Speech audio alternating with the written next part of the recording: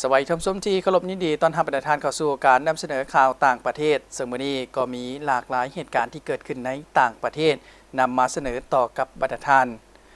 เป็นข้างทบิดราคาน้ำมันขึ้นเกิน$100ต่อถังนับแต่ปี 2022 สภาประชาชนแห่งชาติจีนเพิ่มทวีการก่อสร้างองค์การตนอย่างรอบด้าน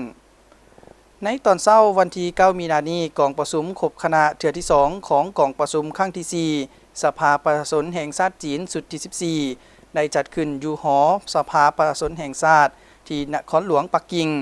บทรายงานเวียกงานของคณะประจำสภาแห่งชาติจีนได้ระบุว่าระยะ1 ปีผ่านมาคณะประจำสภาประชาชนแห่งชาติจีนได้เพิ่มทวีการก่อสร้างองค์การตนอย่างรอบด้านและยกสูงความสามารถและระดับการปฏิบัติภาระหน้าที่ตามกฎหมายอย่างบ่หยุดยั้งได้เพิ่มทวีการก่อสร้างองค์การการเมืองสุกอยู่การก่อสร้างแบบแผนวิธีเฮ็ดเวียกอย่างต่อเนื่องเพิ่มทวีเวียกงานโฆษณาเผยแพร่ข้อมูลข่าวสารของสภาประชาชนและการค้นคว้าทฤษฎี